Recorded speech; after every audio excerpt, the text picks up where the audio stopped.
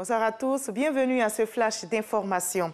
La coordination africaine des droits de l'homme renforce les capacités des officiers et sous-officiers de l'armée. La formation porte sur les notions de droits de l'homme, les principes du respect de l'état de droit, le code d'éthique et de déontologie militaire. C'est une initiative de l'état-major général des armées qui vise 0 cas de violence des droits par les hommes en armes.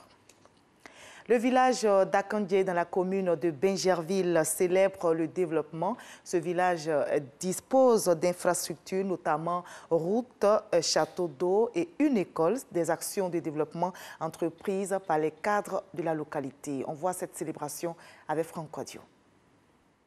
Des véhicules descendant cette côte quelque peu raide à la sortie de la commune de Bingerville en direction du village d'Akandje, 6 km plus loin. Il y a quelques années encore, parcourir cette distance était une véritable torture. C'est un tronçon de 6 km seulement, mais qui était pratiquement impraticable toute l'année. Et cela vraiment nous a fait souffrir. Nous a vraiment fait souffrir. Rien que pour sauver un malade, il faut d'abord aller à pied. Parce que la plupart des fils d'Akandje ou des filles d'Akandje qui ont des véhicules ne dorment pas au village, sont en ville. Les taxis ne viennent pas ici. Vous avez l'argent en poche, mais aucun taxi ne veut vous accompagner. À la place des voies escarpées désormais, un bitume neuf offert par l'État, au grand bonheur des populations, surtout de ces femmes bien actives. En plus de l'électricité, depuis 2004, s'est ajouté une école primaire et un jardin d'enfants réhabilité et aussi un château d'eau. Le développement apporté par les cadres et fils de la région, les autorités communales et du district d'Abidjan soutenues par des partenaires économiques privés est célébré à travers cette journée dite de grâce. Messe spéciale regroupant fidèles aristes et catholiques pour commencer.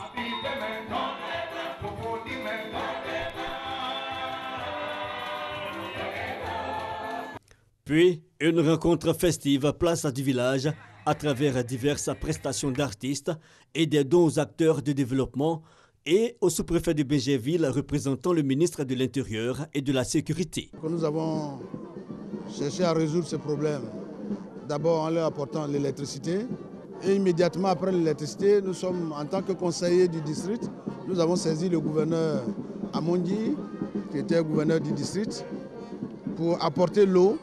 Et avec l'avènement du gouverneur Robert Begremambé, dans le montage du dossier de bitumage des routes des villages du district, nous avons inscrit en bonne place le village d'Akandje. Et grâce au président Alassane Ouattara, Dieu merci, le village est éclairé, le village a de l'eau potable et le village a le bitume. Akandje, village doyen de la commune de Bingerville, désormais sur la voie de l'émergence, des lendemains plus gais en perspective pour cette localité située sur le plan d'eau lagunaire.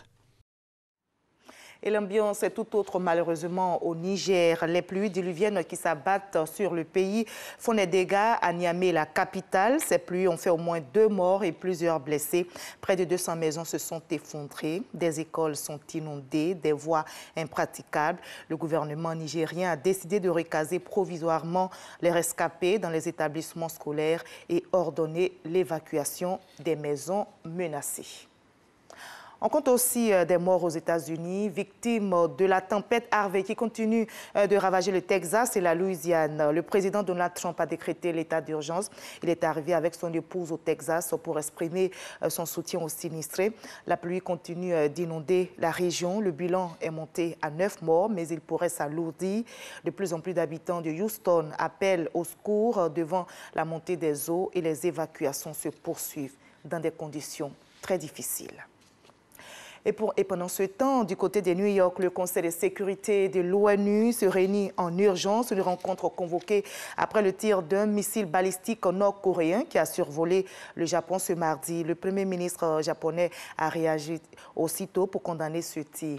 Pour Shinzo Abe, c'est une provocation de trop, une menace grave et sans précédent. Cet essai intervient alors que se déroulent des manœuvres militaires conjointes entre la Corée du Sud et les États-Unis. Des exercices que Pyongyang considère comme une menace directe pour sa sécurité. On va terminer par la France. Le président Emmanuel Macron a livré ce matin même les grandes lignes de sa politique étrangère. C'était lors du traditionnel discours du chef de l'État français aux 170 ambassadeurs de France dans le monde. Il a fixé ses priorités pour l'Afrique qu'il qualifie de continent d'avenir. Pour Emmanuel Macron, la lutte contre le terrorisme et l'immigration clandestine seront au cœur de ses actions. L'Afrique, a-t-il déclaré, ne sera pas seule face à ces défis démographiques, climatiques, politiques, car c'est en Afrique, a-t-il ajouté, que se joue largement l'avenir du monde. On se retrouve à 20 h pour connaître tout ce qui se passe dans le monde. À tout à l'heure.